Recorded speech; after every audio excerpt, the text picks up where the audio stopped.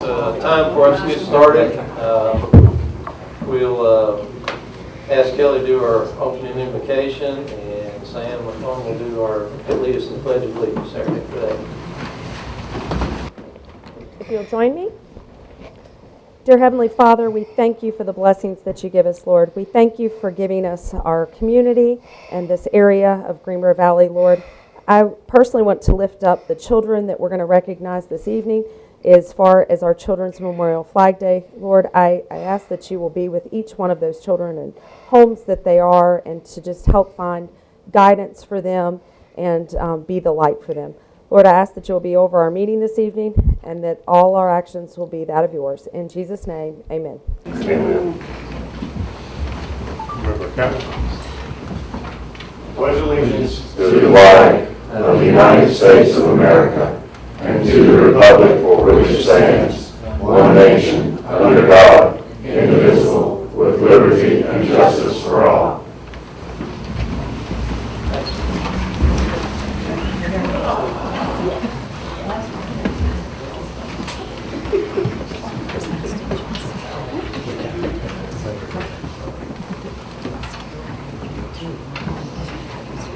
Okay, first item of business is approved minutes of the March 12, 2019 meeting.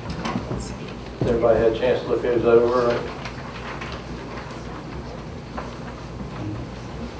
Do we have a recommendation? I've reviewed the minutes and everything is satisfactory pertaining to the previous meeting last month. March 12th, excuse me, and I would move that we accept these minutes. All those in favor signify by saying aye. Aye.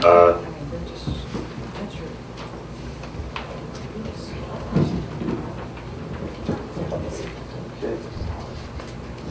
Settlements of estates, Jenny Hare.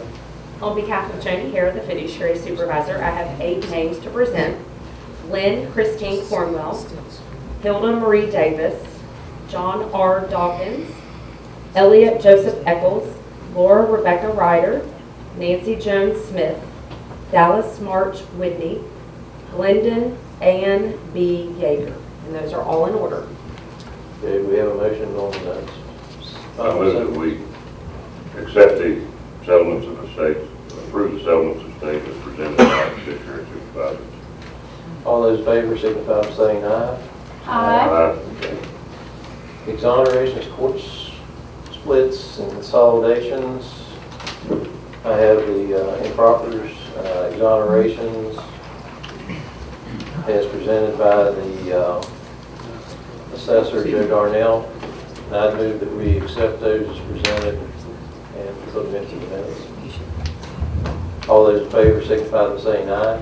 Aye.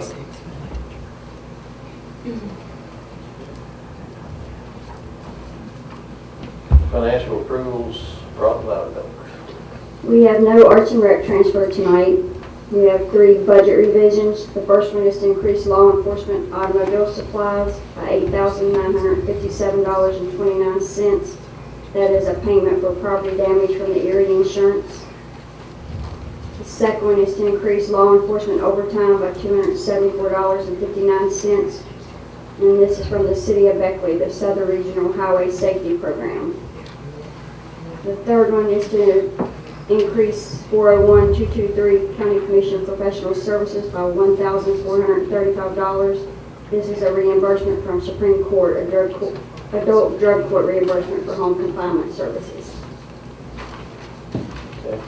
Do we have a motion to approve the budget revisions as presented? So moved. All those in favor signify by saying aye. Aye. Line item transfers. We have 2 line item transfers. The first one is to transfer $2,000 from the Communication Center 712 capital outlay buildings to automobile supplies. And this is because bills were coded for wrong accounts in the past. The second one is to take $600 from professional services to other fringe benefits, and it's in the Sheriff's Department. Okay. We have a motion to approve the line item transfers. So move. All those in favor signify by saying aye. Aye. Pay the bills. We've got the invoices for the last 2 weeks here. All three commissioners have reviewed them and signed off on them. And I move that we approve the bills as presented. All those in favor signify by saying aye. Aye. Okay. Presentation. Recognize Poetry Out Loud winners, Brett Napier and Tia Walker. And get you guys to come up to the microphone if you would, and your parents come with you if they like, or whatever you want to do, or not, whichever. And these folks, let them explain it to you, but they entered a challenge and were picked first and second in the state, and first time that two, I think, in one county has ever been picked.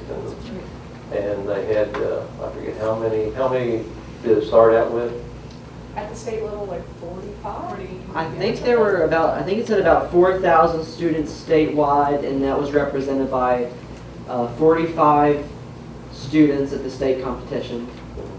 So you started out with 4,000, got down to 45, and then you folks got first and second out of that. So Yes. anyway, go ahead and tell us what you did, and as Tammy said, it's up to you guys if you want to do a short presentation or part of what you, an example of what you did for the state competition. Okay. Well, I guess what we do for the Poetry Out Loud competition is this, at the school level, there's one person from the school that goes on to represent that school at the state level. And then at the state level, you have to have 3 poems memorized. A few requirements are that one of your poems be less than 25 lines, and that one poem be pre-20th century, so before the 1900s. And those can be the same poem. And then pretty much you do 2 poems, and then they cut it down to the top 20. Then you do your 3rd poem, and they cut it down to the top 10. Then you do your first 2 poems again the next day, and they cut it down to the top 5. And then the top 5 recite their 3rd poem. And I got first place, and Tia got runner-up.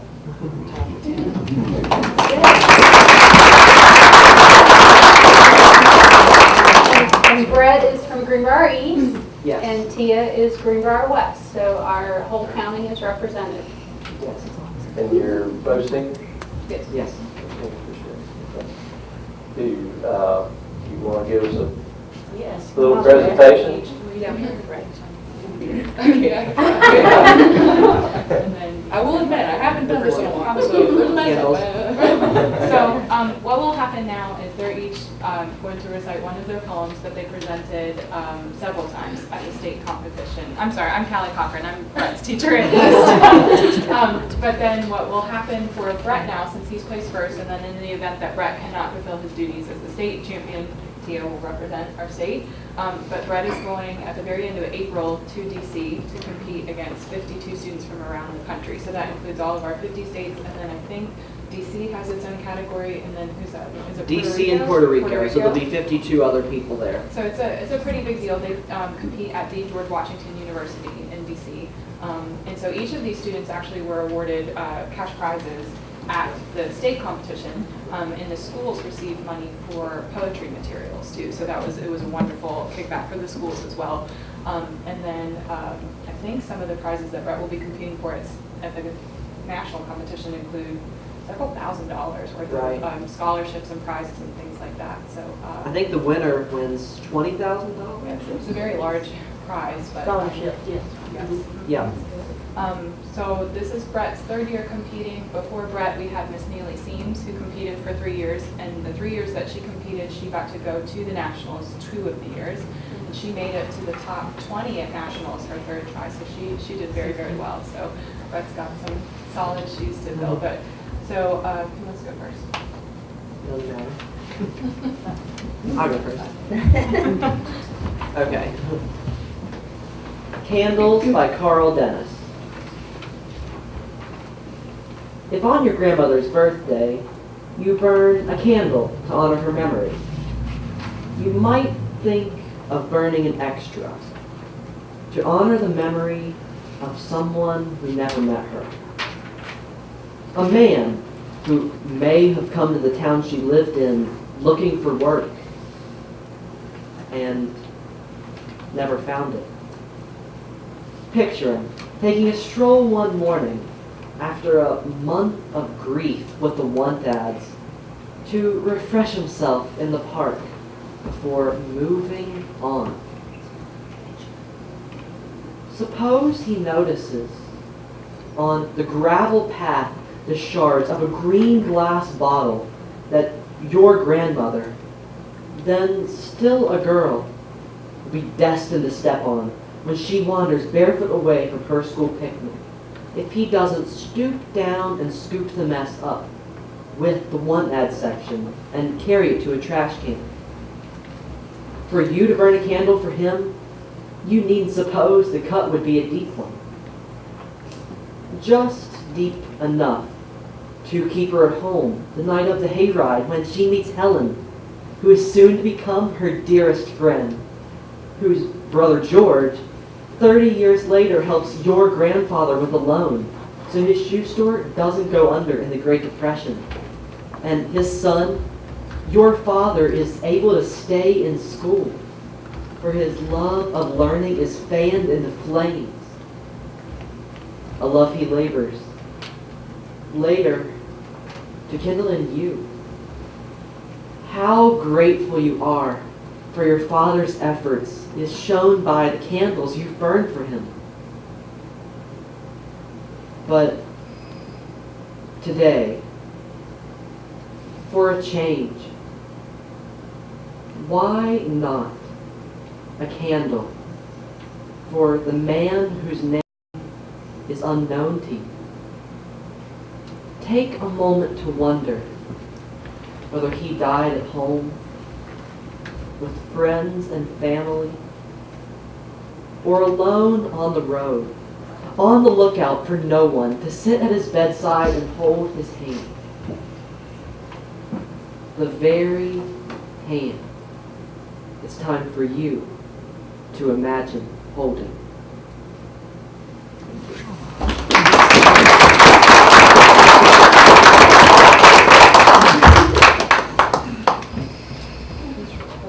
Can you?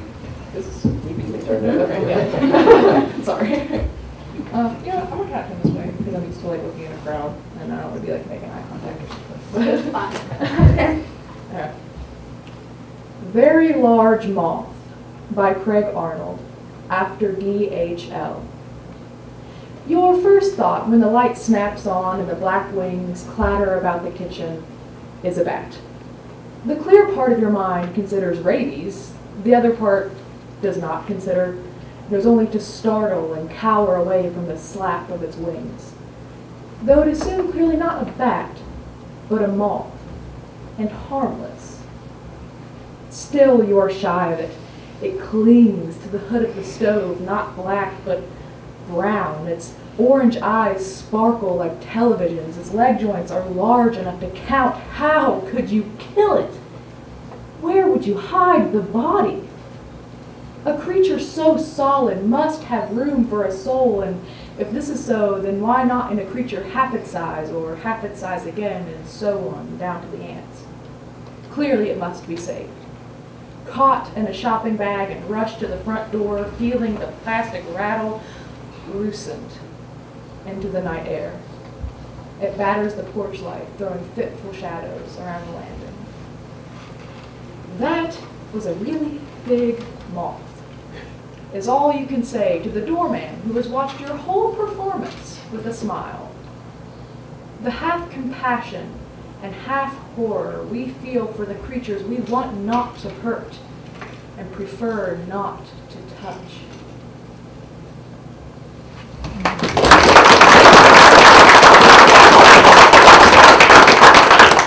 Dee and Brad, we appreciate y'all coming tonight. Mike, will you come up? We'll get a picture with you. And these students, we recognize the 4-H and the shooting clubs, and we recognize the scouts, and we recognize the athletics, but these students don't get the recognition that they compete. They put as much time in as anybody, and they don't get as much recognition, so we're glad to recognize that here tonight. So. Smile,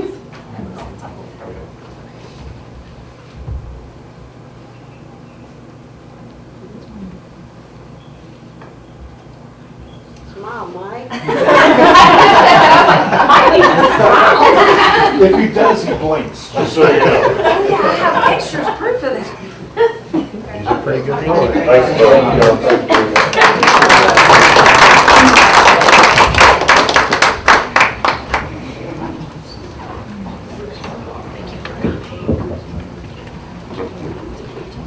Thank y'all for coming tonight.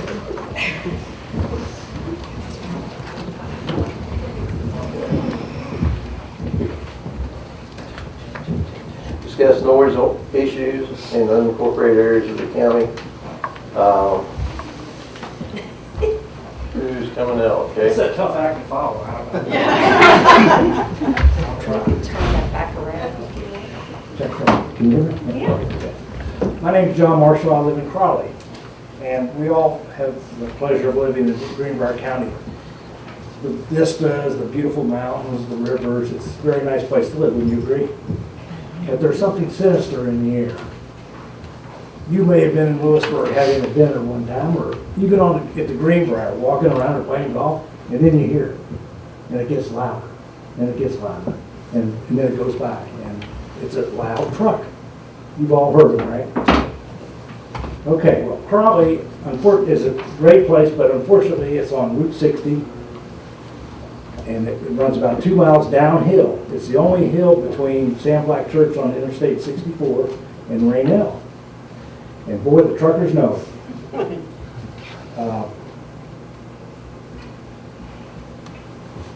The hill, it starts at the post office and runs about 2 miles down before H&R at the railroad tracks, and that's basically the extent of Crowley. Crowley is an unincorporated area. There's approximately 50 houses that live right on 60 over that 2 mile length.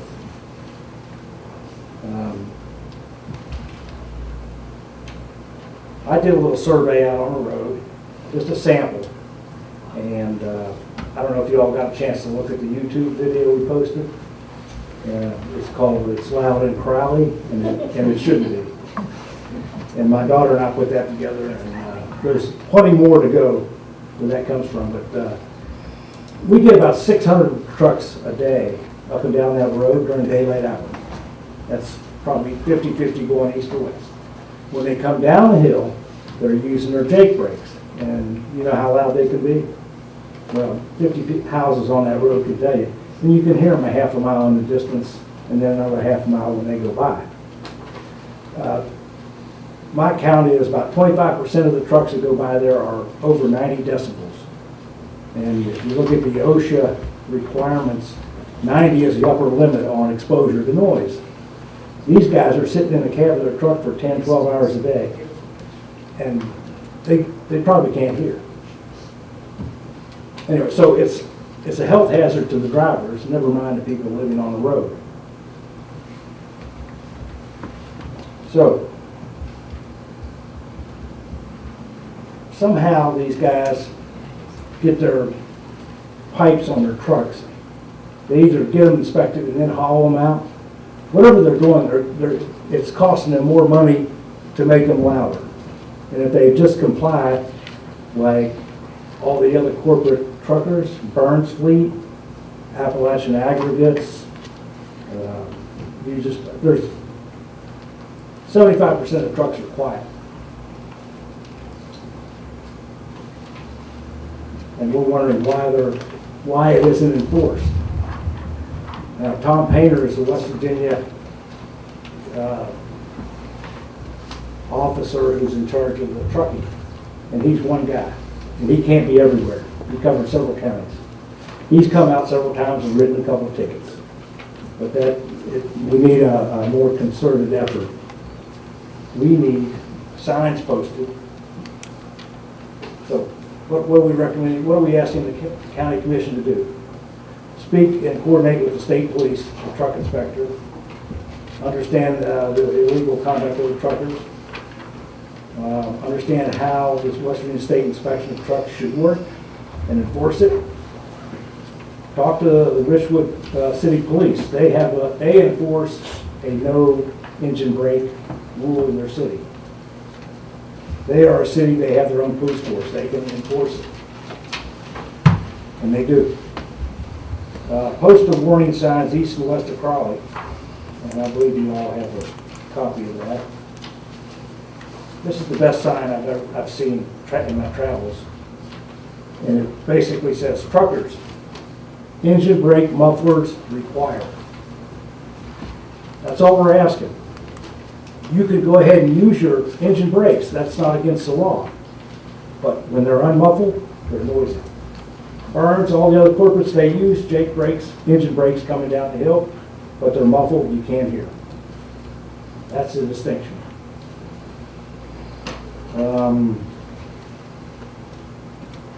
And then monitor the traffic once you've posted the signs, issue a few tickets, and all the truckers talk on the CB radio. Word will get out and it'll go away. I'm pretty sure it will if you start writing tickets. And then the speed limit through Crawley is 55. It's nowhere 55 on that road except through Crawley. Through downhill, and there's various turns. You have major intersections, Miller Road and Kiefer Road, right down that stretch. And you've also got the post office at the top of the hill. So you have a lot of cars coming and going off that road. And if you know the accidents, there are accidents on the road. But if we could lower the speed limit to 45, that would probably be a big help. I don't know what would be involved in that.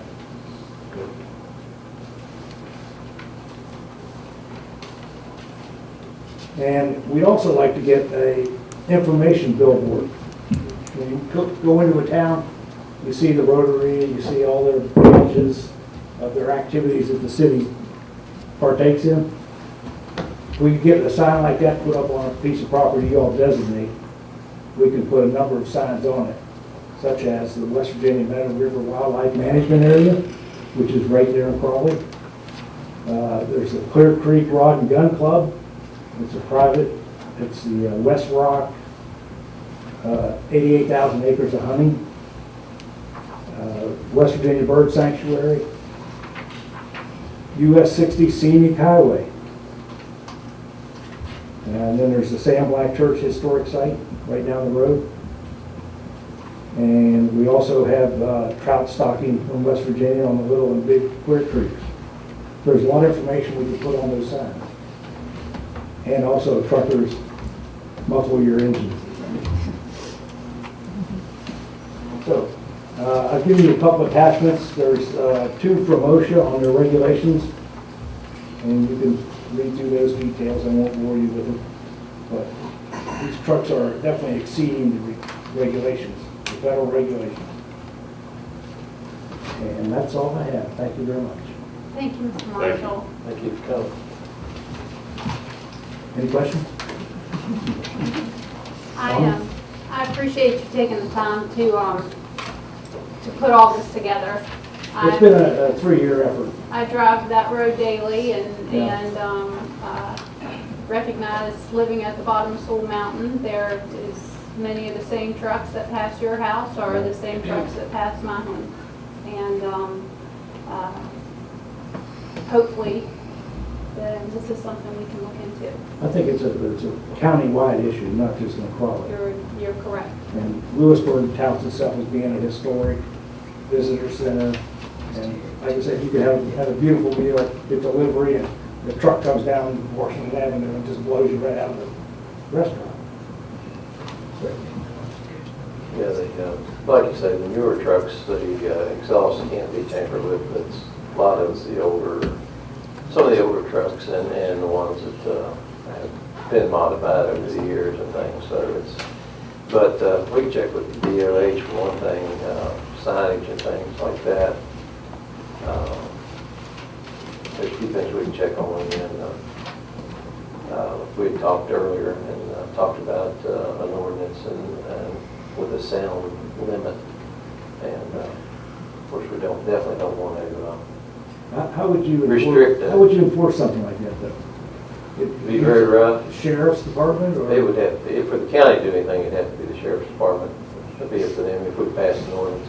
And it'd be at their discretion when or what they did as far as enforcing that. But we can check into some signage and things. Maybe between the sheriff's department and talking with the state trooper, maybe they can do a little more checking these guys. Like you say, if they get seen pulled over, checking the exhaust, which is something that normally it's hard to do, a little hard to do, but if you're checking the decibels, that should make it easier. So, anyway, we'll check into it and get back with you. Thank you. Thank you. Thank you.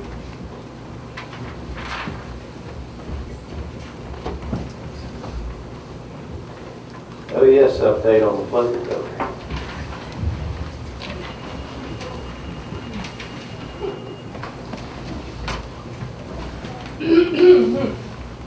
I'm getting a nice truck. Kelly's truck. Thanks. Yeah. I met with the commission last week to bring them up to date on what the situation as far as flood recovery in Greenbrier County. It's been extremely frustrating, as everyone knows, extremely slow. So just to try and encapsulate this, I'll do it as quickly as possible because I know we have a long agenda. Just to bring everybody up to speed, we started with the situation where the flood costs for 2016 were roughly $460 million. 15% of that comes back to the state. It's kind of a letter of credit. It says, okay, FEMA's going to send you back 15% of the total cost of the disaster, and then you're going to use that money to mitigate future property losses, future damages, to maintain your infrastructure. So anyway, that money came back. We had public meetings with all the applicants throughout the county as far as what they could apply for as individuals, as residents, which as a residential applicant you can do acquisition demolition, which FEMA buys your property, demolishes the house, and it can never be built on again. Elevations, elevated up to current standards, and mitigation reconstruction, which is brand new. They're building a brand new house. So we went through all that. We explained to everybody how they had to qualify, what they had to do to apply for each of those programs. They were all told at that time that all the acquisitions, primarily the parcels that are in the floodway, that's the main channel of the floodplains in all the towns. So it would be like down through Howard Creek and White Sulphur Springs and various areas throughout Alderson. Raynell was a different matter. But anyway, Greenbrier County submitted $6.1 million of grant applications in August of 2017 to the state. We started at that time with all the faith-based groups building homes throughout the whole county. They did a fabulous job. Without them, we wouldn't be where we are now. Greater Greenbrier Long-Term Recovery Committee did a phenomenal job meeting everybody's needs and all their individual case needs, whether it be a house, furnishings for a house, any other need that they had. Went through that whole process. So here we are. Last year, we demoed over 300 houses throughout the county through the private property debris removal program. They're all a mouthful. PPDR, yeah. Well, we can't use those for everything. So, we got those houses out of the way. The situation that we're in now, in 2018, the state flipped the priorities for the money to be spent in hazard mitigation. It used to be domestic residential cases first, so that the hardest hit are the first served. So the acquisitions, the people that had a house, that was in the floodway, they can't rebuild the house because it's in the floodway. They can't sell it, obviously, are really stuck. And their home is totally demolished. Those were to be the priority. The priority was totally flipped to be all commercial projects. So it's infrastructure projects, whether it be water plants, sewer plants, anything that's the infrastructure for a city or county. all the acquisitions that were to be the priorities were put all the way to the bottom. And so the worst people hit are now the last served. So what has happened in the last few months? Essentially, we, out of our $6.1 million of applications we turned in, we did get one approval to buy out 6 houses, just 6 structures, out of 41. So, I mean, it's 14% of what we turned in. We were able to get I'm out, need water. We were able to get 3 of the elevations and no reconstructions whatsoever. So the situation is that, I mean, all in all, we've only received about 13% of what we asked for from the state from the 2016 flood. I have to do something. Blew out.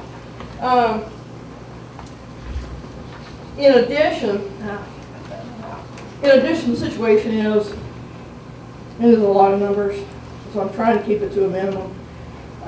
We have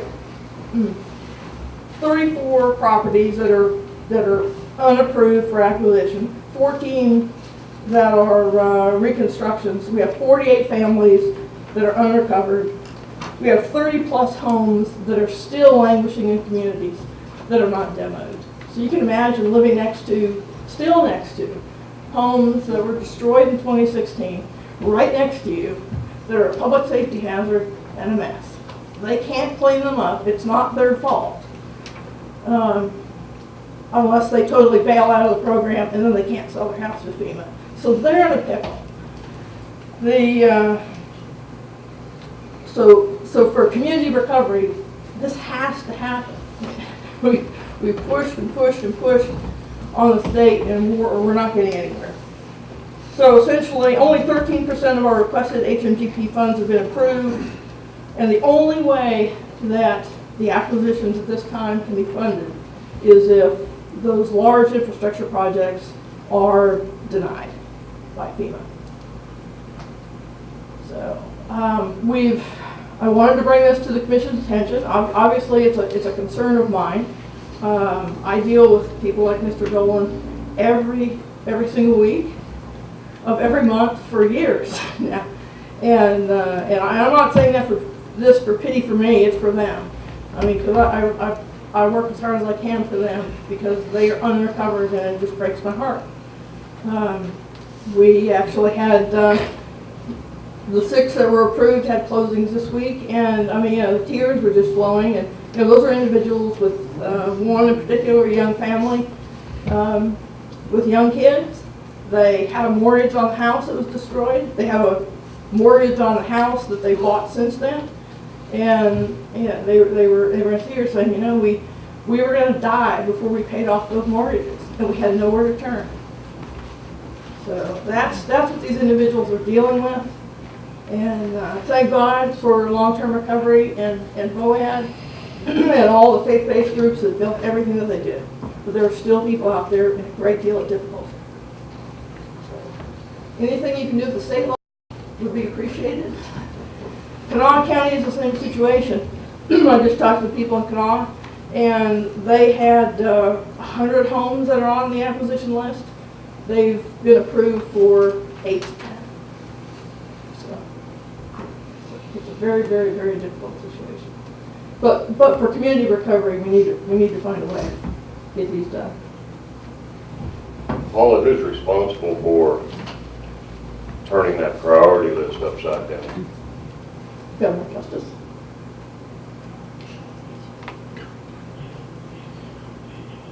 It's a state decision. It's always a state decision. The money comes back from FEMA, and then it's the state's decision as to how to apply it.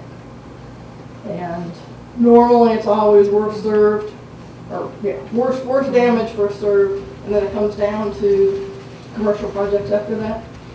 But you can imagine, I mean, and now mind you, all 55 counties can apply for that money for infrastructure.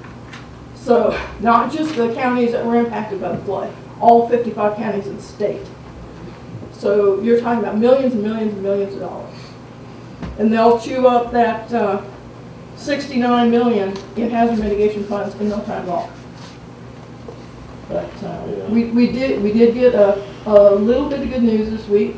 One of the capital level state projects was denied. It was a $5 million project. So hopefully we'll be able to see some of that money. But, the Duke County level, maybe we can send a letter to the governor asking him to flip that. But is there any contact or anything we can do on the FEMA level as far as asking them to not approve the? FEMA has to, it's per se the state's letter of credit, and they set the priorities. FEMA is doing what the state has said wants done with their money. But you said that one of the state projects had been turned down, I think, so they get to. All of the projects have to qualify as benefit cost analysis, benefit cost ratio. All of our properties had to. Every application we submitted had to. But you can imagine, I mean, if somebody pulls a wish and want list off the shelf for a water or sewer plant that really isn't ready, it's what they've wanted, in the next 5 years. It takes a lot of detail to put a package like that together.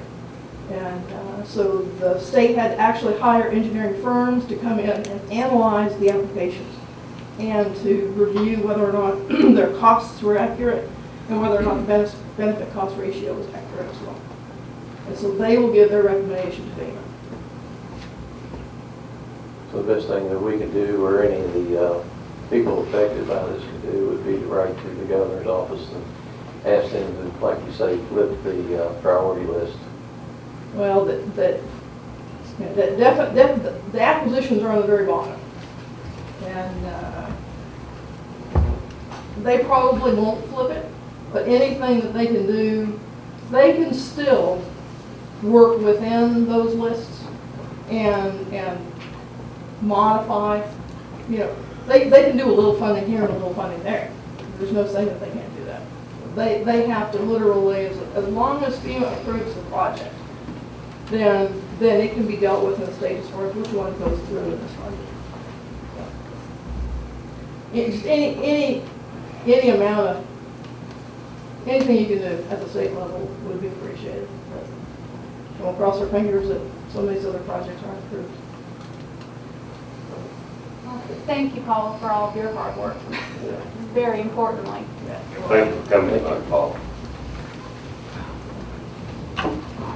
Okay.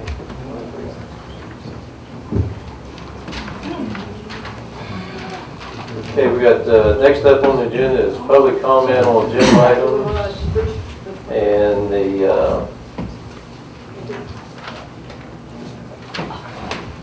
first person to sign up is Loie Johnson. I'm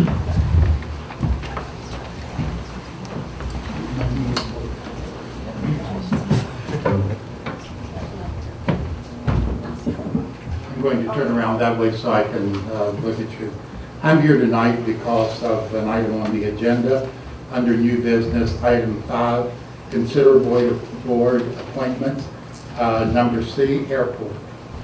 As I have chaired the airport authority for approximately 8 years, going on my 9th year currently, and I did not realize as the chair of that committee that there was an appointment available on the Greenbrier Valley Airport Board Authority. We just recently had a new person for a 5-year term, and the only thing that I can think of is that if it's not the members of that for the 5-year term, then it must relate to the county commissioner. I went back and I looked at Article 29A, which deals with county airport authorities, and it tells who can be appointed, members for 5-year terms, 4 of them. Political parties have to be taken into consideration. 1 member of the county commission, appointed by the commission, who can serve, as I understand it, I'm not an attorney, but as I understand it, can serve throughout the length of their term. Now, it says, and I'm going to read this directly from the state code under appointment of members and duties and whatever. Under D of 829A-2, it says the county commission shall have the power to remove any member of the authority by consistent violations of any provisions of this article for reasonable cause, which shall include but not be limited to a continued failure to attend meetings of the authority, failure to diligently pursue the objectives for which the authority was created, or fail to perform any duty prescribed by law, or for any misconduct in office, provided that if the county commission desires to remove a member of the authority, it shall notify said member in writing, stating the causes for the county commission's desiring said removal. Within 10 days of the written notice of the removal by the members of the authority, the member may request a hearing before the county commission, and any such hearing shall be held within 10 days of the member's request for said hearing. Now, that says to me, and I'm not an attorney, but what that says to me is people can be removed as a member of the authority for just cause. I haven't seen any just cause for removal of any members of the Greenbrier Valley Airport Authority Board. If you're talking about the commissioner, Mike McClung, who serves on that, he's been honest, he's been trustworthy, he tells it like it is, and sometimes you may not like to hear what he says, but he tells you the truth as he sees the truth. He hasn't done anything that would in any way suggest that he should not be a member of the board. In addition to that, I do not know of anybody that received in writing the reasons for said removal. And if that is the case, then it would appear to me that someone needs to be writing a letter and setting up for the possibilities of having a hearing, which I have not heard occur as of this particular time.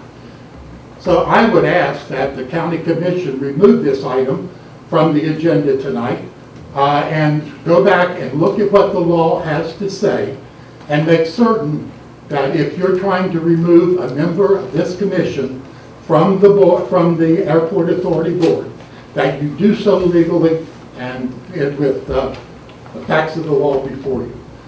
We've done a lot of things during the time that this airport has been in operation.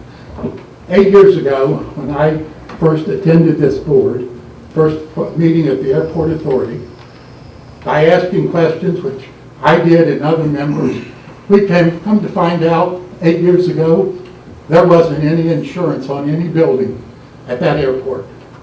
A multi-million-dollar facility with absolutely zero insurance. I could go on. The list, no internet. I mean, our internet website was awful. Terrible, not worth talking about. Badges. People were given badges and running all over the place in secured areas, which is what that airport should be. The Interior Airport Authority, you need a badge to go into areas that relate to security. No security cameras, not even one. Not one security camera in that whole facility. Someone could have come in there with a plastic explosive, ignited it, and we would have had no way of knowing because there wasn't any security. We have worked diligently over these 8 years, and Mike McClung has been one of those people who has worked with the board in order for us to get this airport up and running. We're on our way, but I find this to be something to be rather discouraging. Thank you very much. Thank you, Chairman. Thank you. Wendy Snyder.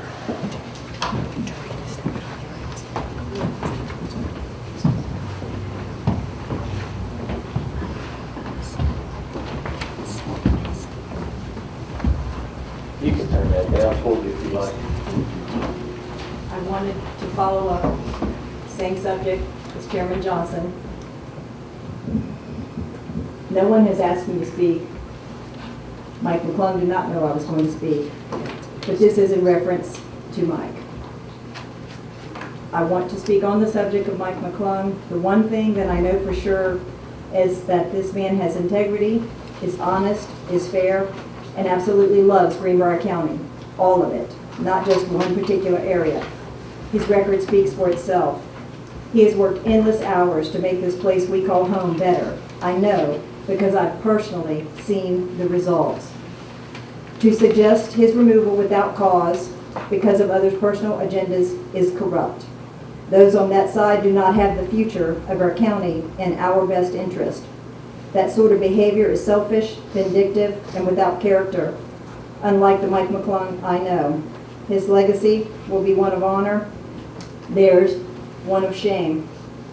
If you are further interested, I suggest that you read Psalms 58. Thank you. Thank you. Cole Snyder.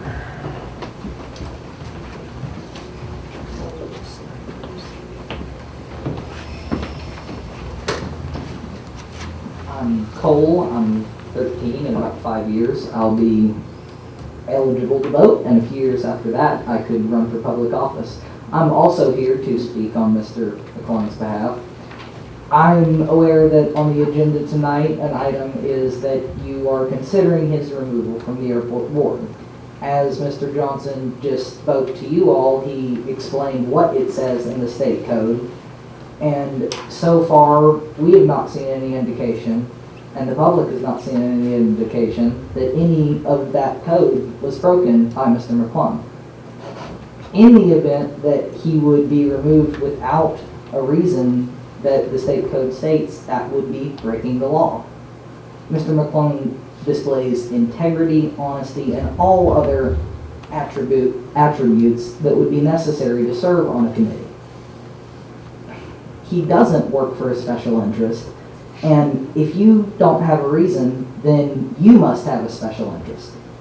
And if you have a special interest, then you're not working for the people of this county. And if you're not working for the people of this county, then you're not doing your job. And what I'm asking is for you to find us, and anyone else here within this county, a logical reason to remove Mr. McClung, and then it could be considered legally. What if Mr. McClung is removed without reason? Like I said, that would be breaking the law. And before you make any move to remove Mr. McClung from any airport committee or make any other decision, then I would recommend that you would look at your reasoning and find whether or not it's ethical. Thank you. Thank you, Cole. Thank you. Dave Neely. Dave Neely. Do I need to come up there? If I'm still not so sporty, but I'll go. I'll go.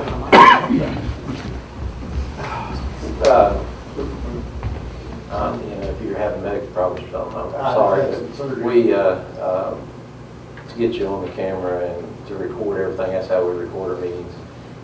We need you up here.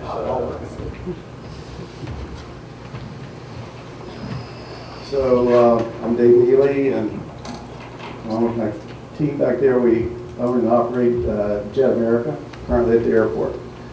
And I really don't know Mr. Johnson and Mr. McClung personally. I just know them from the business at the airport.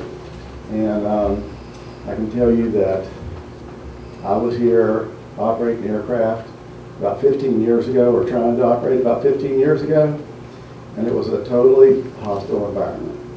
The operations at the airport have changed so dramatically in such a positive manner that when we first met with the airport manager and we took a look at the property and we viewed all the opportunity and we viewed what it was going to take for us to make an investment, a sizable investment. Would it really be worth our while? And because after we met with the board, I felt really good. And I can tell you that these two gentlemen right here both had a big part in transferring that good feeling that I had. instead of feeling that hostile environment, we felt a warm welcome from these gentlemen, a big smile from Mr. McClung, and what he said to me was he didn't see any reason in the world that this couldn't work. And so that was our first meeting. That happened with a letter of intent, LOI. And since then, we were into contract, we went into lease, we've come to the meetings. Both these gentlemen have always been at the meetings. They've always done their own due diligence as a responsible board member. And it concerns me that we're going to change horses in the middle of the street. We got the airline out there now. We see a lot of good success at this airport. We see the operations have turned around 180 degrees, and everything that we went into contract with last fall, the airport has done exactly what the contract said. We have done exactly what we said. When we started digging into the hangar that we had a bunch of problems that we never knew was there. And like any other renovation of any other old building, there's always going to be something behind that wall. So the airport took care of the things that were code related and the things that were on their punch list, and they've done them successfully. We've taken care of all the stuff on the interior and the things that we were committed by our contract successfully. But I would certainly hope, and at this point, that we wouldn't consider doing anything to upset this apple cart because it's flowing smoothly. I think there's a good team on the board. They have their own set of checks and balances. You have the conservative ones, and then you have the ones that are construction knowledgeable, and then you have the ones that are aviation knowledgeable. And they bring a lot of experience to that board, and I feel good working with everybody there, and I hope that we'd be able to give it some due consideration before we make any changes. Thank you. Thank you, Mr. Neely. Okay, next item on the agenda for new business is bid opening for Homeland Security grant pickup truck.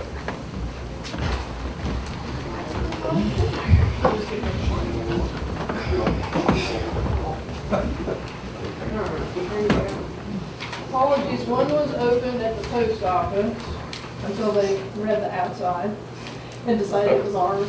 So it is open and retaped. We have not seen it. Basically, the Homeland Security, and thank you for the cup drop. The Homeland Security Grant Program changed a little bit this last year, and they opened it up to all the fire departments to apply. Greenbrier County was fortunate enough to get 3 Homeland Security grants. 2 of them written by the Lewisburg Fire Department with the technical teams. One was for the dive team for $25,000, and one $40,000 for the trench rescue team. And our office was able to finally secure an approval for a truck to pull all of the trailer-mounted equipment and trailers that we've obtained through Homeland Security grants in previous years. Okay. We've got 2 bids, and we'll, Mike and Tammy will read those and just the amounts, I guess, and then we'll let you all review them to make sure that they meet the qualifications and specs. The bid that I have is for Whiteside Chevrolet in St. Clairsville, Ohio. It's for a 2019 Chevrolet Silverado 2500 heavy duty. Per the specification required, $29,896. Okay. Mike? That's the total is with options. It says a term 0%, net 30. Client will have choice of available standard colors, choice of cloth or vinyl seat trim. Complete specifications of unit quoted are enclosed. Approximately 8-week delivery and fleet powertrain and roadside assistance upgrade to 100,000 miles included. And that's 29 something. Okay. The bid that I have opened is from Bob Robinson, Chevy, Buick, GMC, Cadillac Incorporated. And it says the total cost to Greenbrier County Commission per vehicle includes upgrade and spray and bed liner and delivery to your location. And it is $28,977.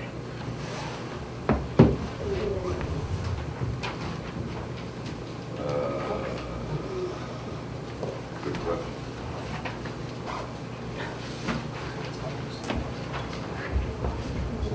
Somewhere in West Virginia is not fun.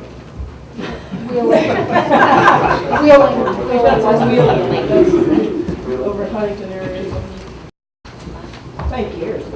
We'll look through them and make sure they're all apples and apples. And surprisingly, the only reason we had to go through the bid process, as opposed to the state contract, was that they made a significant change on pickup trucks this year. And what was, only one style was available and nothing else was available. We decided to take bids to meet our needs. Thank you. Okay. Paul and Mike can take those two bids and review them, see, make sure they both meet qualifications, and then make a recommendation to us. Item number 2, consider signing the Child Abuse Prevention Month proclamation and announce Children's Memorial Flag Day ceremony.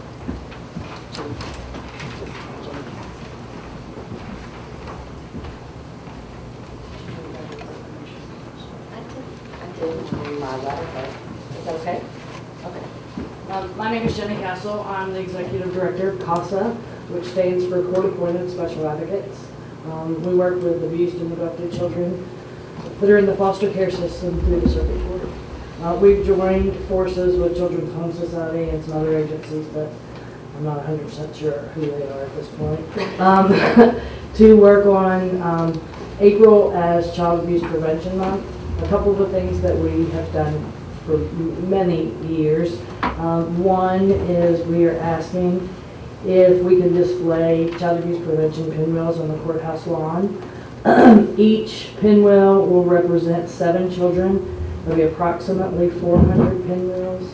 We are asking to post these pinwheels from April 22nd through May 1st.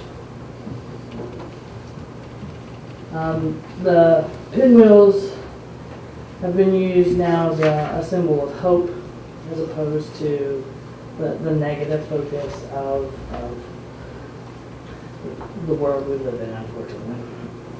Secondly, we're asking if we can hold a Children's Memorial Flag Day ceremony on Friday, April the 26th at noon in front of the courthouse. We're also requesting that the flag will be displayed from April 26th through May 1st. The flag represents, it has a chalk outline of a child that's missing. It is for those children that have not survived the abuse that they have endured. We will hold a ceremony to remind us not only of the children that we've lost, but we try and celebrate those that truly encompass what child abuse and prevention is about, and those trying to make a difference in the lives of our young children. And then finally, I'm asking if you will sign a proclamation declaring April as Child Abuse Prevention Month for the entire county. Do we have a motion to sign these 2 proclamations? I would very happily make the motion to sign the proclamations and invite any of the groups that will be involved to have their flag pinwheels and their program here at the courthouse. And thank you for all you do. Thank you. Okay, all those in favor of the motion signify by saying aye. Aye. Just these 3 of us? Yes. There's 2 copies, one's ours and the other one will go with this one. And as always,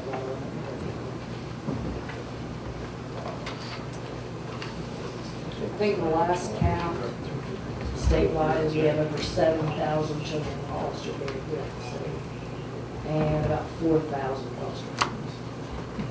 So there's a need for foster families. Foster families, better services and children. More volunteers. Yes. Money. We always need money. So we have about $20,000. 「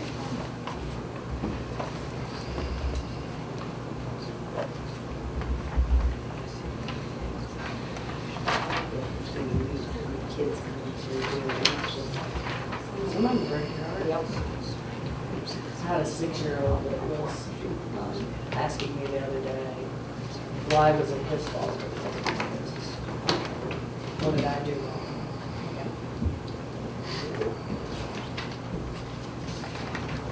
All right, Miss Jenny, here is your sign.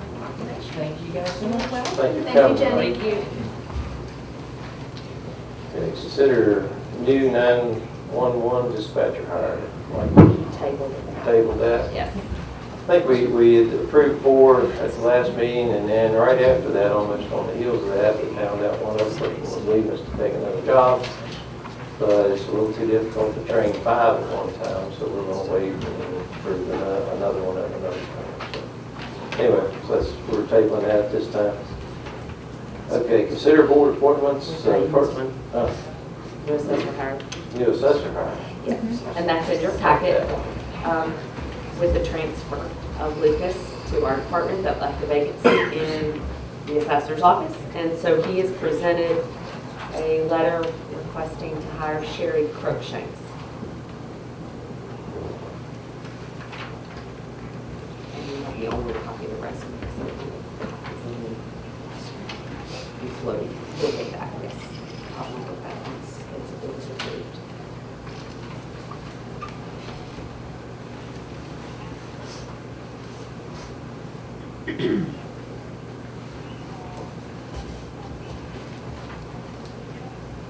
These one y'all want to review the applicant's information first.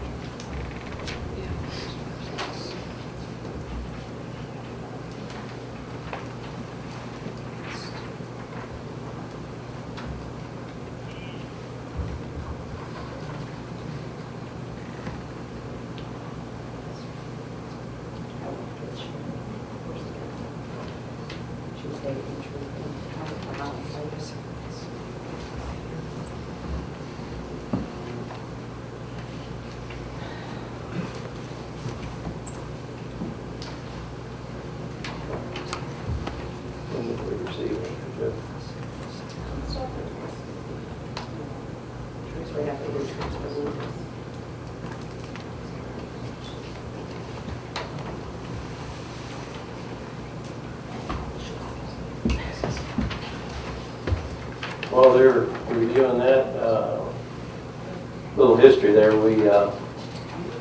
one of the young men in the assessor's office, Lucas Lemine, had tendered his resignation from the assessor's office. It just wasn't his cup of tea. He was wanting to do something different or be able to get outside a little bit, not sit. He's an athletic young man. He coaches soccer down at the schools and stuff, and he wanted to be outside more, I think, or a little more active job. He had tendered his resignation, and for quite some time we had considered adding an additional person in the planning commission department to help with, to train, to help with the home inspections, and then also to take care of going out and doing projects for the for Kelly on FEMA projects, taking pictures, check on things. So, in the zoning, and we've been needing a zoning officer for a while, so we made Lucas a list about 3 miles long, and at the bottom of that list we put in other duties as prescribed. So we'll just keep adding to him, but he's, so far he's really enjoying it. He's done a good job. Everything we've asked him to do, he's researched it and went out and done it and done a good job on it. So we're very happy that the county didn't lose him, that we were able to retain him, and he's doing a really good job so far. He sat in on the planning commission meeting this afternoon, and there were some zoning issues in that he reviewed, and spoke about. So, and then also his background in the assessor's office, he answered a few questions as far as properties and things like that they know. So we got that application. Yes, Robin has it. Sure. All right. Do we have a motion to approve the appointment? I don't have her name. Sherry Crookshanks. I would move that we accept Sherry Crookshank's employment request from Assessor Joe Darnell's office. Okay, all those in favor signify by saying aye. Aye. Okay, consider board appointments, 911 advisory board. I would like to make a motion. I serve on the 911 Advisory Board, and there are some positions that need to be filled, and each branch of emergency services is represented on the advisory committee for the 911 department, as well as some at-large members. And Brandon McCormick from the Greenbrier County Sheriff's Department will be representing that branch, as there was a position available for that. And Justin Hedrick, who is an at-large community representative who has shown interest in the 911 department and was willing to serve on this committee. So I would like to make a motion to have both of those individuals appointed to the 911 Advisory Committee. Okay. Any discussion? All those in favor of appointing Brandon McCormick and Justin Hedrick to the 911 Advisory Board signify by saying aye. Aye. Parks and Rec. The commissioners, all three commissioners also serve on the Arts and Recreation Committee. That committee is made up of, has the availabilities for the positions available. We have two individuals who have shown interest and are willing to serve on that committee, Mr. Ron Magruder and Todd Rambold. And I would like to make a motion to consider both of those. Did we not have a third? That puts us at the 7th position. Do we need it? I thought we needed three. There wasn't, these two individuals filled the 7 positions. Oh, I'm sorry, and Rick Parker. I thought that was, I'm sorry, and Rick Parker will be the 3rd individual. Who was the Ron Magruder, McGruder. It's M-A-G. And Rick Parker. M-A-C. M-A-G. M-A-G, sorry. M-A-G, okay. And Todd Rambold and Rick Parker.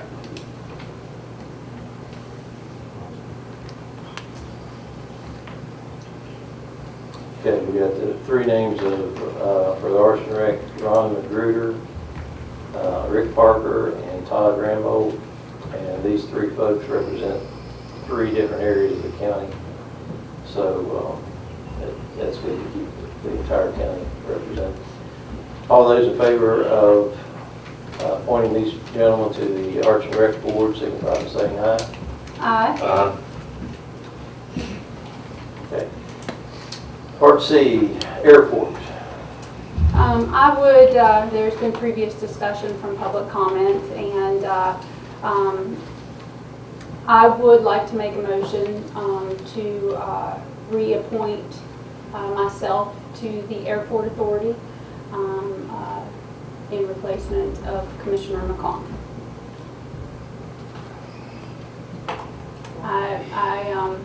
Having been new to the commission, having also attended airport meetings for the previous last year prior to my appointment to the commission, I as an individual would like to see more collaboration and communication with all of the departments, including the Airport Authority and everyone related to the county. And I also think that it's, the commissioner can serve a term of their incumbency, but I also believe that there is always a good opportunity for change and a new perspective and outlook. So I would like to make that motion. Comment? Do I get to be last? I'm not planning to make a comment. Pardon me? I don't have any intention to make a comment. You don't have any comment? Well, this action is actually not about appointing a new county commission representative to the Airport Authority. It is about removing me from that authority. And further, it is about having the required votes on that authority to remove the airport director. This is a fact, and it is not in question, for it has been so stated.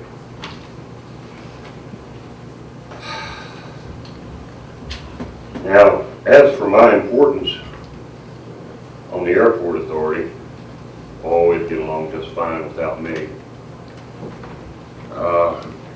Truthfully, a lot of the heavy lifting has been done. But that's not what this is about. And I shall not give up my seat. I shall protect the administration is there.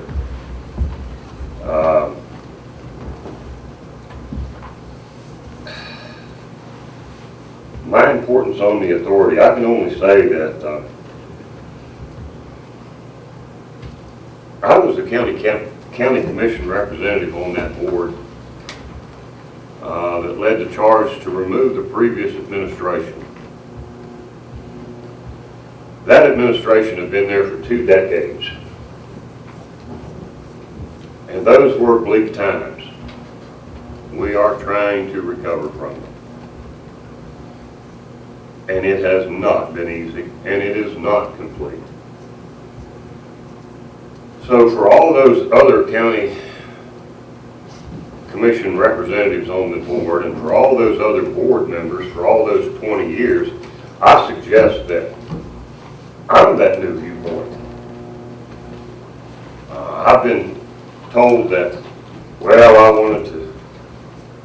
wanted to remove the previous director, but I couldn't get the votes. Well, I did. It wasn't necessarily easy.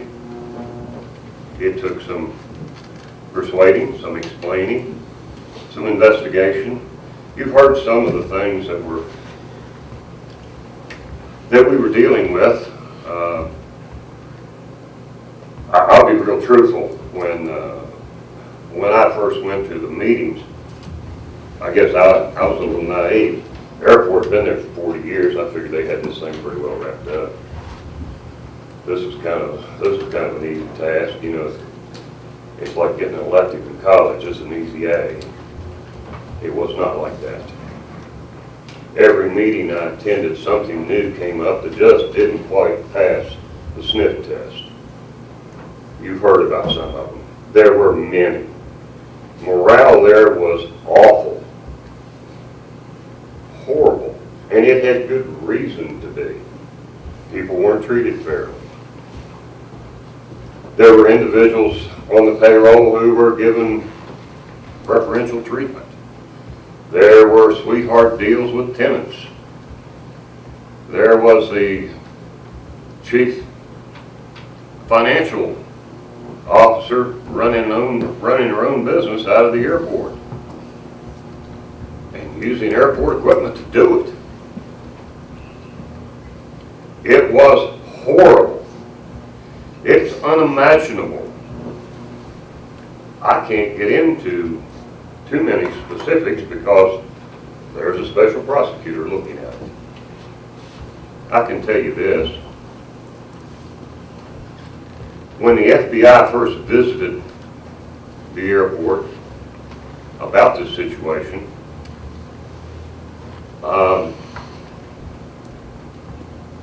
Steve Snyder had a desk, a table about like this, except I think it was an 8-foot table. And he had evidence stacked about that high covering the whole table. It was massive. I saw that FBI agent walk in and I kind of read him as saying, well, this is going to probably be another wild goose chase. You know, people like to call the FBI. When he left about an hour and 15 minutes later, he didn't have that attitude. And when he came back with the IRS. That's just about all I can say about that. Now, you know, I had a list of things prepared for me. Maybe I can read a few of them. And this says airport success under Mike McClung and Chairman Johnson. And of course, we might have kind of been there while it was happening, but the work was being done for most of these things by our airport director. I'm not belittling the chairman or myself. That's just the way it is. First of all, we've got new United Service. That's about all that would need to be said. The mess that we were in before, it was unimaginable. And you know what that cost, getting that service? You know what it costs local agencies? Zero. Zero.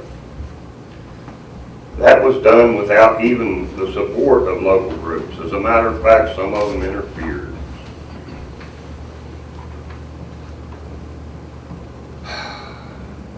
Passenger count is higher now than previous history with the EAS.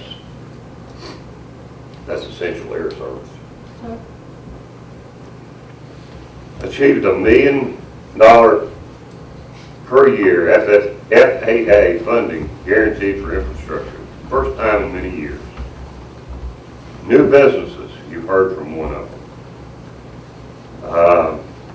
Global clientele, Jet America, Rainhill Med Center, Mott Manufacturing expansion, HealthNet helicopter. People don't just happen by, drive in and say, you know, I think I'd like to set up shop here. Doesn't happen that way. Somebody's working it. That's that man in the back.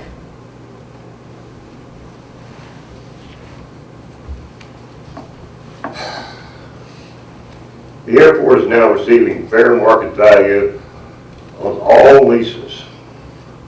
Not $50 a month. Not half value to a tenant who also happens to be the CFO. All airport leases are getting updated, not outdated by 8 years. We acquired world-class equipment to serve customers and properly operate an airport. When Steve Snyder got there, we didn't own anything that worked.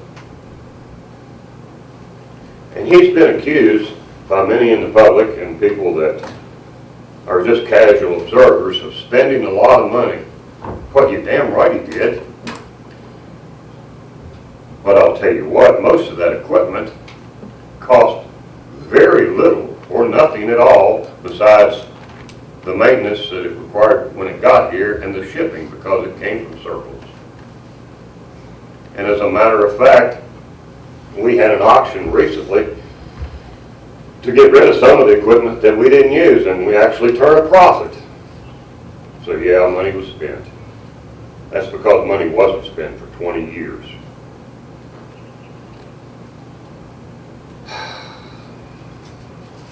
We have a new fuel, or soon we'll have, a new fuel storage facility. That's $1.5 million. It's above ground.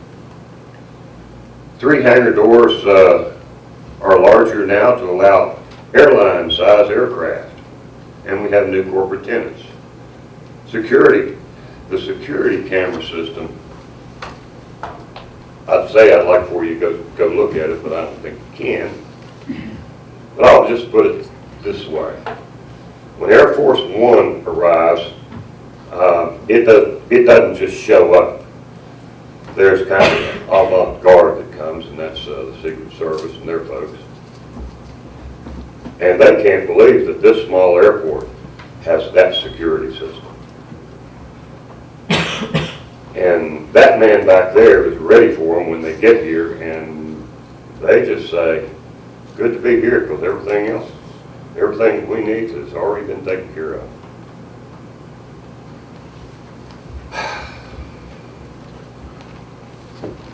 The terminal lobby has had renovations to the airline counters and the rental car counters and all of those improvements. And the beautiful new restaurant, that's a capital improvement of $465,000. It's beautiful. If you haven't gone there, please go and give us some of your business. You know, this list goes on and on. Well, there's another thing that I think you need to know about. Some of that equipment that came to the airport, well, for instance, we have generators so that if everything shuts down, we don't. And in 2016, when in a lot of places things did shut down, that equipment that we had went out across this community, across this county. And those generators, for instance, I don't know whether you know it or not, but the Southern Baptist men serve an awful lot of meals, and they set up shop in Fairleigh. And about the first thing that happened when they got here is their generator blew up. Whose generator do you think they used while they were here? And what do you think it cost them? We made hangar space available. We made office space available. We sent forklift out to set trusses for those people who are building houses. It was a community effort, and the airport was a big, big part of it. Those things would have never happened under the old administration. Believe me. Now, speaking of such things,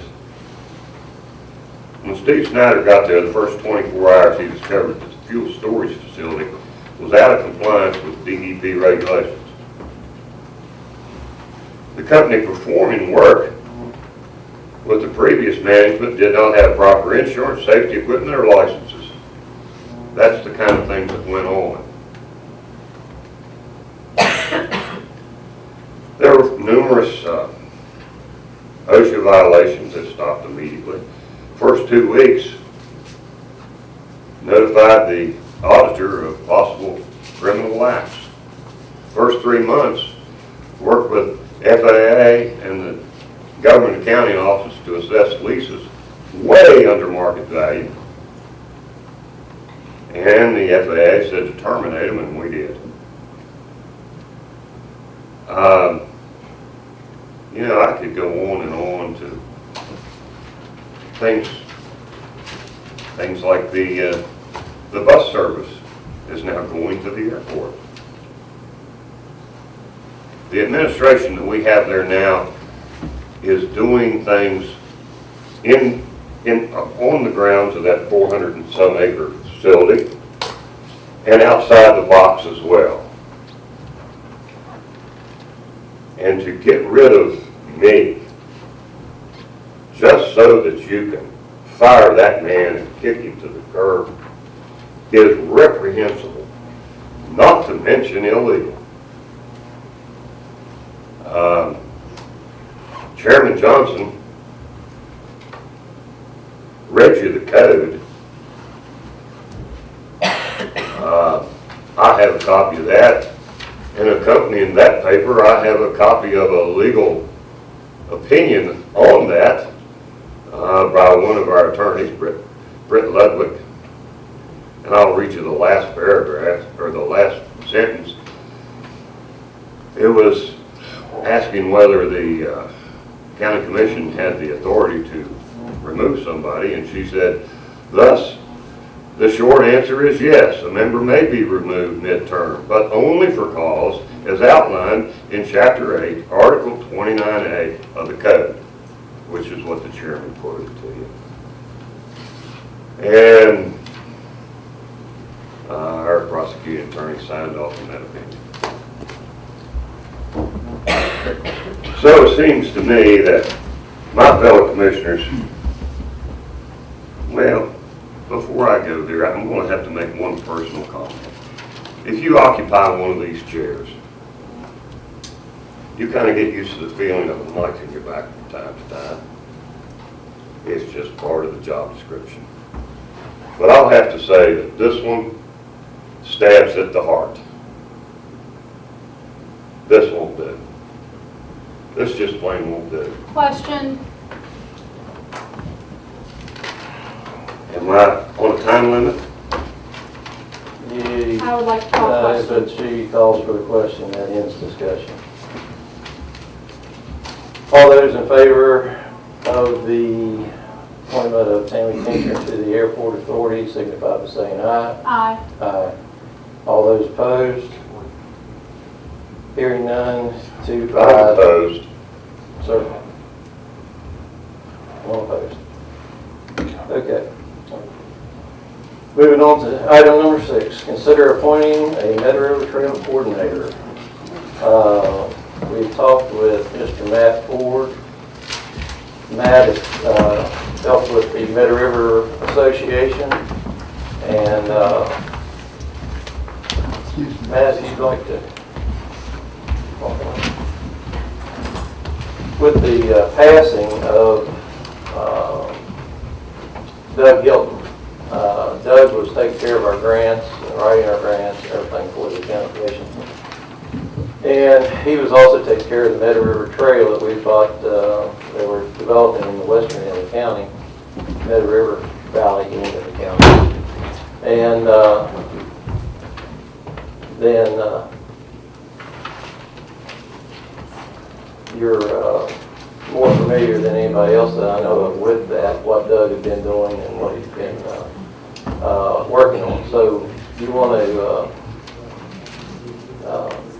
elaborate on that a little bit as far as what you can tell us about the River Trail? Yeah, so obviously condolences for Doug. I'll start by saying that I think we've all felt when we've had a job that if I quit, it's going to take multiple people to replace me. And no truer statement was made from Doug Hilton. It's going to take a lot of people to replace what Doug Hilton did. And I'm humbled and honored to even kind of stand in his place this evening. And in no way can I possibly fill his shoes or a portion of that. So I'll start by saying that. But worked with Doug probably going on a decade now as part of the Meadow River Trail Advisory Committee. Hadn't met in a while, but I was part of that committee. And then through my work with Meadow River Valley Association, worked with Doug as he worked through the process of acquiring the trail, and then in my professional role as a consultant for Core Environmental. We did the environmental work on the last 6.4 miles of the trail for a long time. The trail was abandoned by CSX from Nowlin to within 6 miles. So kind of the rail trail would have ended in the middle of nowhere. So that process helped Doug with that in the county, and worked on a capping plan for the trail. And now the supervision of that trail reconstruction is under the West Virginia Department of Transportation, and they have contracted with Chapman Technical Group out of St. Albans, and they have the contract out to bid to begin construction, and hopefully that will start in this summer as soon as they can get the contract in. I also got word this morning from Jessica Bragg that he did the final parts of the abandonment, and so that clock should start probably, she said, in about 2 weeks. Then it'll go 50 days, the clock starts ticking, so then they can start pulling up the rest of those. Awesome. So that'll be great too. Yeah, it's going to be a struggle. The first 16 miles that was abandoned, they were able to run rail equipment and pull the rail up as they came out. Unfortunately, after the 2016 flood, a lot of the base for the tracks are gone. There's one location at Surbaugh Creek. I didn't realize that the bridge had been washed out on abutment. I was standing on the railroad tracks. I looked down and I'm like, there's no support for these tracks. And I'm not a little guy.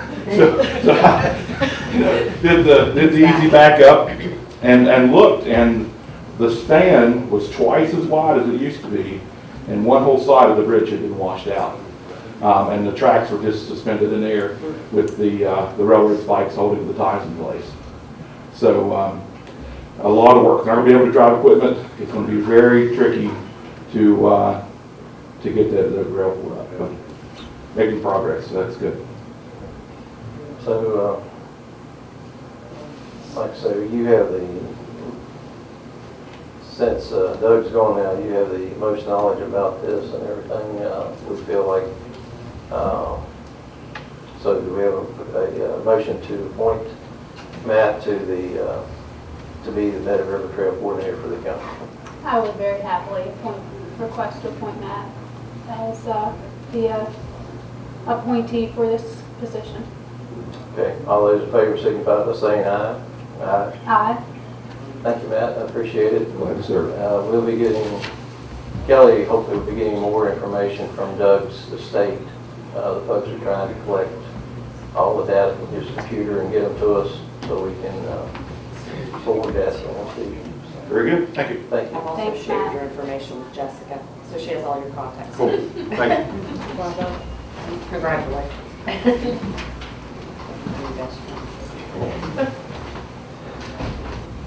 Okay, number 7, consider signing the Fair Housing Month resolution.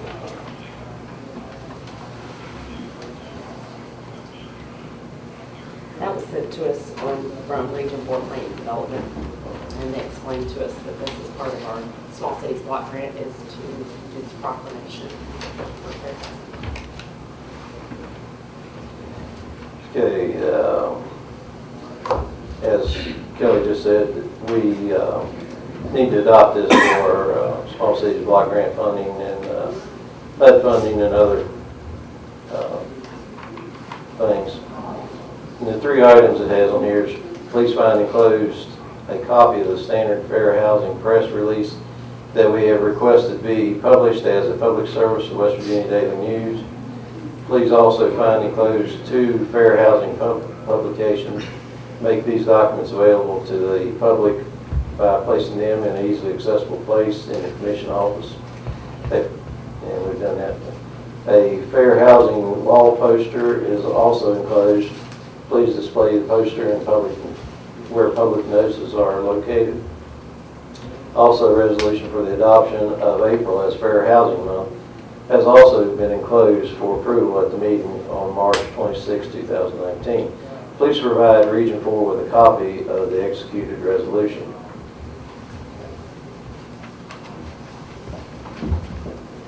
And I'll read the resolution. There's just 2 copies. Yeah, 2 copies. Whereas the Greenbrier County Commission desires to give meaning to the guarantees of equal rights guaranteed in the Constitution and laws of the state of West Virginia, and to encourage and bring about mutual respect and understanding among all citizens and groups in the Greenbrier County Commission, and whereas the federal housing law, Title 8 of the Civil Rights Act of 1968, it is illegal to deny housing to any person because of race, color, religion, sex, or national origin, and whereas under the State of West Virginia Fair Housing Law, Title 492305 MCA, it is illegal to deny housing to any person because of race, sex, religion, color, age, physical and mental handicap, or national origin. Therefore, it be it resolved by the Greenbrier County Commission, West Virginia, makes a firm commitment to do all within its power to eliminate prejudice, tolerance, disorder, and discrimination in housing.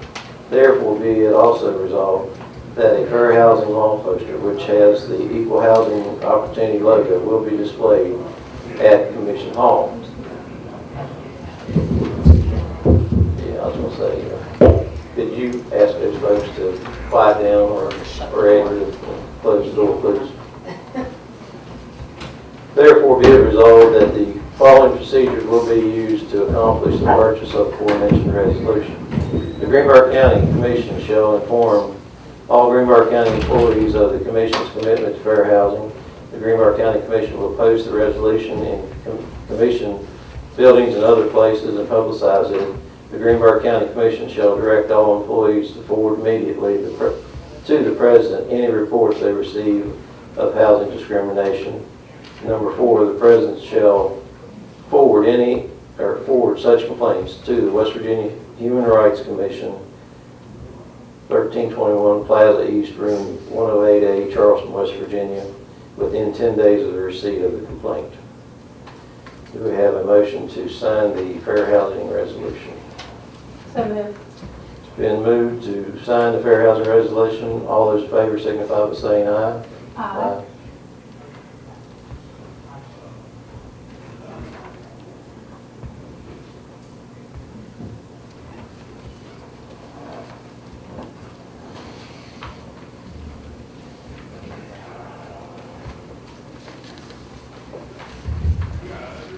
Consider signing a resolution to adopt the new version of the 2015 State Building Code as instructed by the West Virginia State Fire Marshal. We received a letter from the State Fire Marshal's office informing us that the following change was made to Title 87 Series 4, which will take effect on April 30th, 2019. Section 87-4-4 National Standards and Codes 4-1G. The ANSI, ASHRAE, and IESNA Standard 90.1 2010 edition of the Commercial Buildings Code, the rule formally adopted in 2007 edition. The final entry into the code reads, Section 87-4-8, all building codes previously adopted by local jurisdictions are null and void. Therefore, any jurisdiction who wishes to remain under the 2015 State Building Code will be required to adopt the new version prior to April 30. It says, please send a copy of any new adoptions to our office to be recorded as soon as possible. Basically, the Fire Marshal is mandating that as far as the commercial building codes that have to do with the fire codes, that we have to update to the 2015 code. So do we have a motion to comply with the Fire Marshal's wish and adopt the 2015 State Building Code for commercial buildings? So moved. All those in favor signify by saying aye. Aye.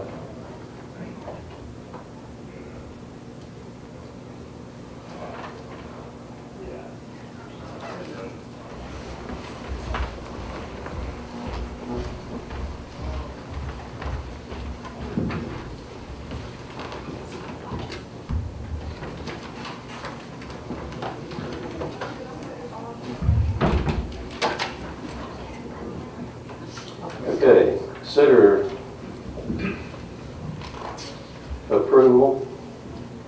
approving the 2019-2020 fiscal year county budget. We worked on the budget for a couple of meetings.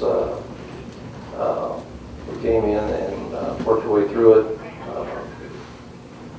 Kelly and Robin have pretty much had it all ready for us. All we had to do was fill in the blanks and review everything. Anyway, do we have a motion to adopt the, You want the amount? well, you can read Yes, the please. amounts. This year's budget is $13,276,318, and that's actually down from last year's $614,079. It's a difference from last year to this year's. So, do we have a motion to approve the 2019-2020 fiscal year budget as presented? I would like to make a motion that we accept this budget, and also would like to express my thanks to all the departments who put their budgets together for their individual departments. It was a very good experience for me. I learned a tremendous amount regarding the expenses that the county actually incurs, that I had no idea that the county incurs.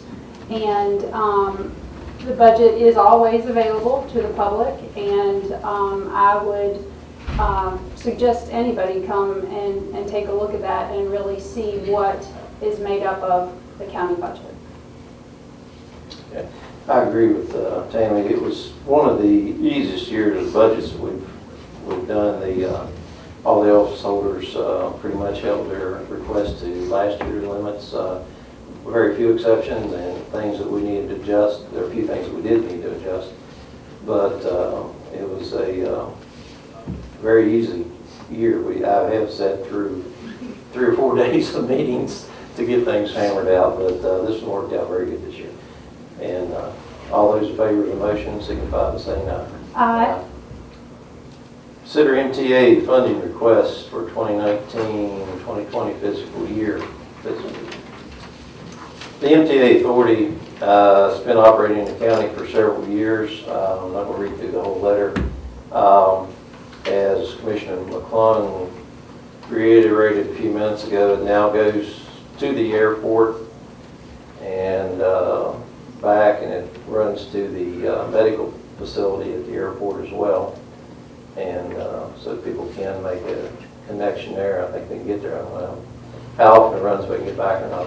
But it does run to the airport. They've added several routes, and I think they're going to try to go back to the west end, or considering that. They're looking at service to the western end of the county, and they have significantly increased service in the eastern end of the county for White Sulphur, because there are many individuals who are there at the hotel working that don't have vehicles.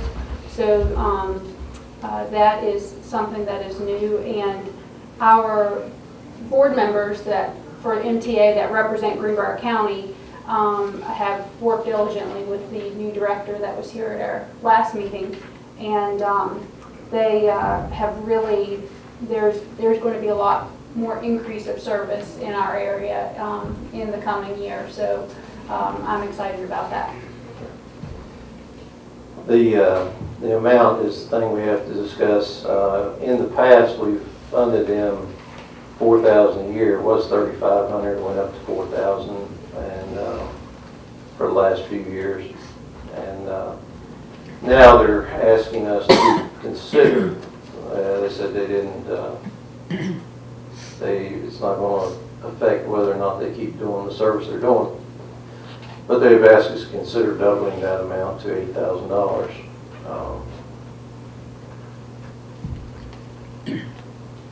So, do we have a motion on whether to double that as requested, or an amount that we would set that at? I personally would like to see that we do support this program, and I am comfortable with the $8,000. I think I believe that the public transportation is important to our area, and as much support as we can provide for our area, I would hope that we would also be able to receive the benefits from that. So I would make the motion to provide that for this year with review in the future. I agree. I think for this year we could do that. I do think that we need to monitor next year, or not make this a commitment from year to year, but for this year, and then see how it grows, and also how much is used by the people in the county. Correct. And then we'll revisit it next year. So, all those in favor signify by saying aye. Aye.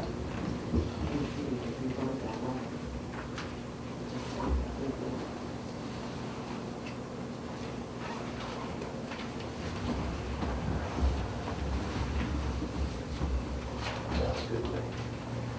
Is that all right? The letter.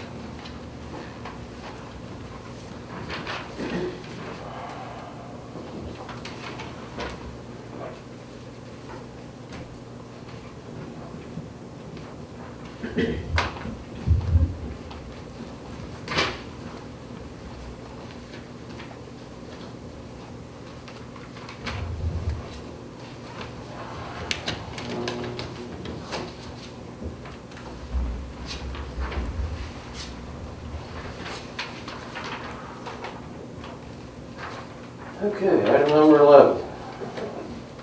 Consider Howard Creek Dam fund request for the 2019-2020 fiscal year. And of course, the gentleman from the Conservation District, yeah, was here at our last meeting, and for many years we have funded them. It's a modest amount that the county gives to them each year, and it's been $2,000 for as long as I can remember, even when I was on the board, the commission back in 2005, 6, 7. I think it was the same amount then. It's been that way for years. Anyway, he's just asking us to increase it by $200, so we go from $2,000 to $2,200. And then they also put that amount in. So we put in $2,200, and West Virginia Conservation Agency would put in $2,200. One of the structures, main structures, there's several in the county, but one of the main structures that they do for the county is the Tuckahoe Lake Dam. And of course, we all know that if that dam hadn't been in place in 2016, there wouldn't be any rebuilding like Sulphur, because there wouldn't be anything there to rebuild. If that water came from both directions, the community would have been gone. It just would have devastated, totally wiped out the community. So anyway, it is an important resource for the county and resource that they provide. So do we have a motion? I hate to keep asking for motions, but All right, that's my duty. I I would like to make that motion as reiterated from what Commissioner Rose said in our previous meeting last time, that this is essential to the Howards Creek watershed. So I would be more than happy to move that we provide $2,200 of funding for that. Okay. All those in favor signify by saying aye. Aye. Aye.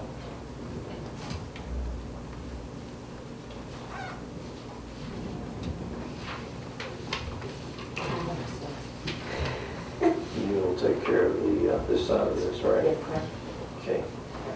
Almost there, everybody. Number 12, consider signing the 2019 court security grant application and resolution. That is currently in the works. We met yesterday as a court security team, as you're aware, and I am diligently working on that application right now.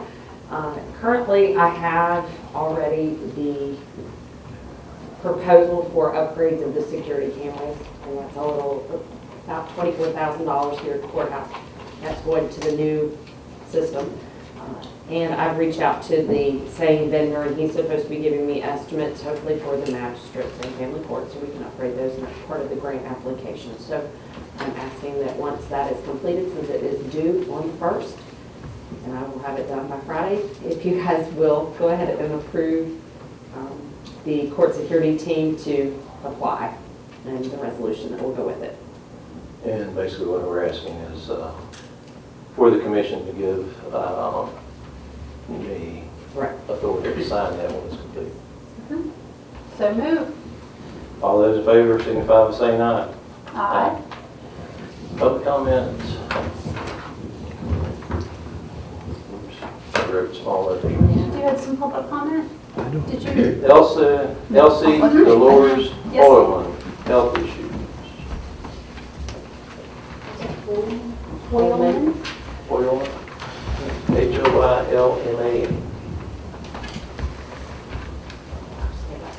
You're just fine. Take your time. Take your time, we're fine. You can turn that. You can pull that mic down just a Pull little it down bit. till you look like You want to it's tip turned it down? down. Do I have to? Yeah, just pull it down. Well, yeah, because I got to be able to hear you. What I'm here for is about my beach line. I live in Ronsford, West Virginia, on Waterview Trail in Ronsford. We've been having problems with a Robert Andy Tiller from Bolt, with a Michael and Scarlett Hilton, his son Michael from Prosperity. This is my home place. I've lived in this house for 50 years, my home place. I've been there all together. Next week, I'll be there 74 years, and it took my home place in 2016. But thank God, all 3 floods has missed my house. But everything around it, it's taken. But God has been with me. But I'm going to start right back here. This is with my leach line.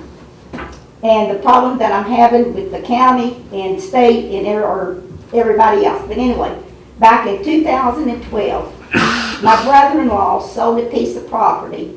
Well, my brother-in-law had bought the home place before it got tore down in 16. He bought it in 2002. But back in 2012, my brother-in-law sold a piece of property in front of my house that has my leach line to the septic tank on it. The line been there since my house was built 50 years ago. And when my brother-in-law sold the property in 2012, which is in flood zone, that was not supposed to be sold at all, was not supposed to have had anything done with it, the gentleman that purchased the property in 2012, which was Andy Robert Tiller from Bolt, was not advised of the leach line on the property and tried to put in a septic and a well and was denied because there was not enough room for one. It's not even an acre by the county health department. He sold the land in 2017 and 2018 to a Nicholas and a Scarlett Hilton and son Michael Hilton back in 2018. And Robert Andy Tiller did not take it. It was supposed to be moved every 180 days. He came in 2012. That was not moved. They told him he could move it up here in the county. They told him he could move it like maybe 100 feet or something each time. Move what? His camper. Yeah, he brought a camper in that was on this, and everything has never been right since it's been there. I mean, we have been through, I don't cuss and I don't do anything else, but I mean, we have been through everything since my grandson, Paul Elshire. He lives with me. We have been through everything since 2012. And this county and law enforcement has not done anything. That's why I came to you all, because I need help, but I need to finish this. The new owners were down there digging without a permit to dig from the county. Now they have called 811 to mark the property for underground lines after digging in 2018. They never did a permit for anything that they've done. They have done that frontier lines. The frontier has been after. There's power lines down there. Okay, they, let me see. They called 811 to come and mark the property lines where their camper now is that they got in 2 weeks ago, which is another one with a brand new Ford truck with a great big fifth wheeler behind it. And ran over my septic system, my line again. The septic is in my yard, but my leach line runs into that, which is my home property for 74 years. But I've lived in my house across the road for 50 years. Okay, and nobody's done anything. So I decided I'm gonna have to come and get something done because there's nobody doing anything. I'm sorry. We've been here to the county and everywhere. We've been to the health department, and nobody will not do nothing with anybody. If you would,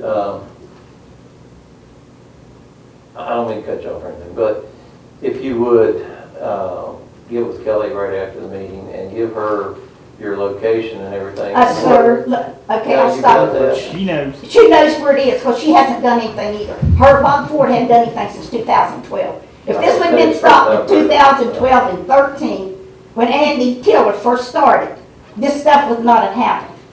Because he was supposed to, well, I don't have this on here, but since you brought it up, I'll just tell you. Andy Tiller was supposed to come there with a tiller to work on the bank. She knows, to work on the bank, down at the riverbank, to redo something, which didn't need done. She told us to call. If he come and dug anywhere else, we called. She never showed up.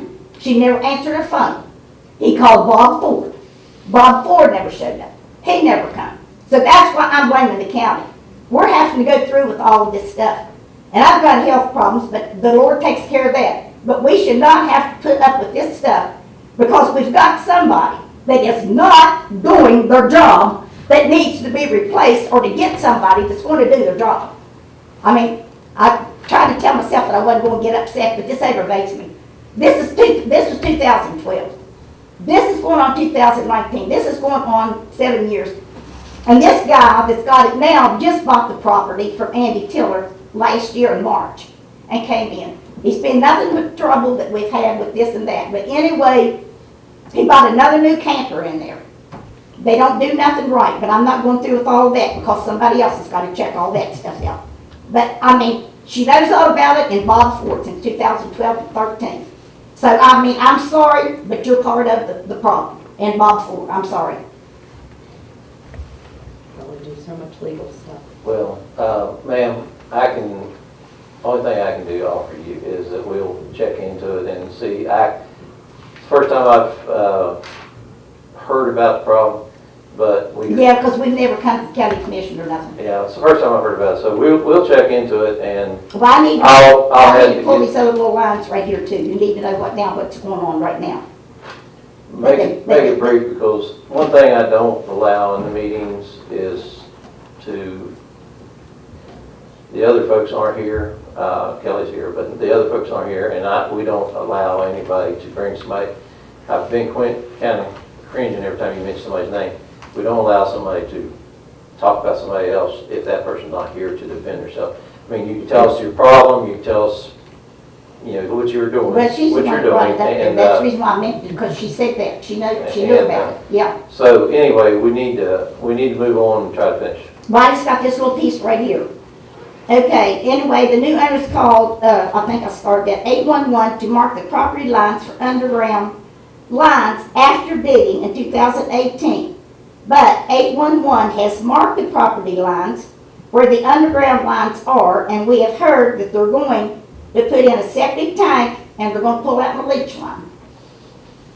To my septic, 811 marked the line last Tuesday, March the 19th, 2019.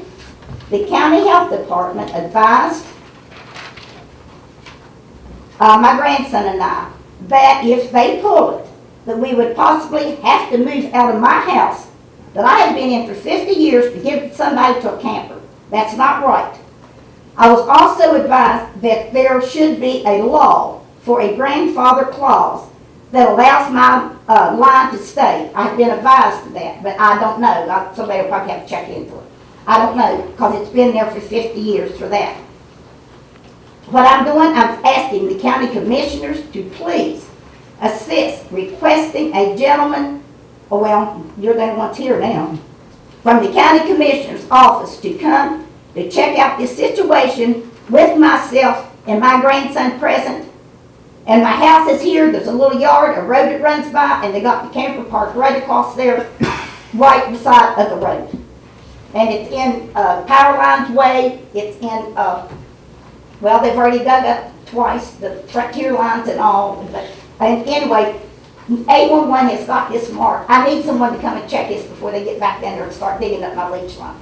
I'd appreciate it with any help that you all could do. And sorry about bringing up the names, but since she said she knew about it, I didn't have no choice. Excuse me. Thank you, Ms. Holden. Okay, it's something that's got to be done. It's going on 7 years. Okay. Now,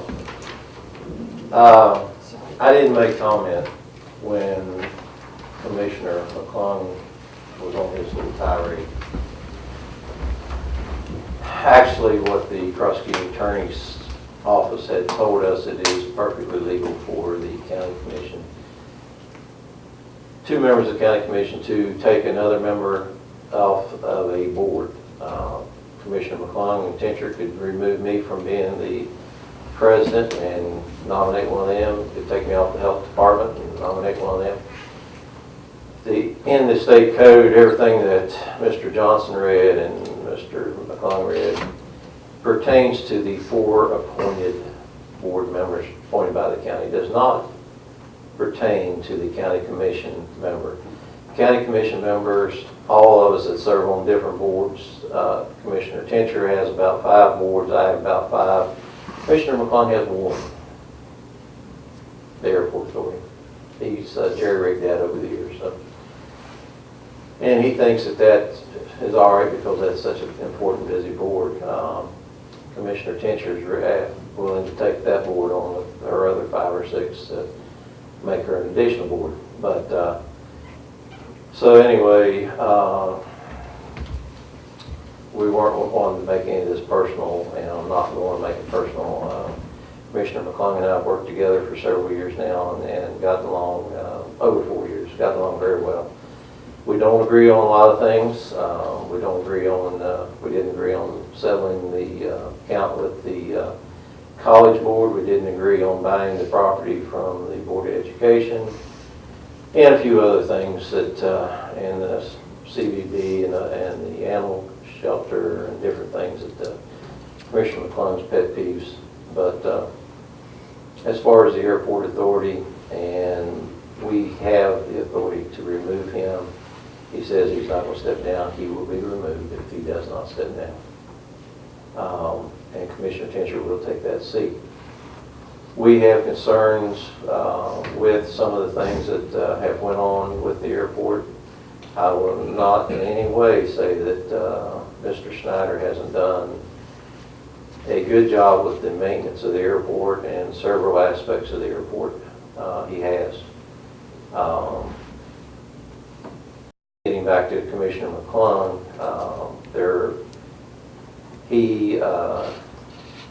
the Lowell Johnson, who's the head of the authority, or president of the authority, and Mr. Snyder tried to push through a CVB for the airport, which I had asked them to drop many times, and they refused until it was finally brought from the floor and voted down by the other members of the authority recently. And there have been several things that we disagreed on.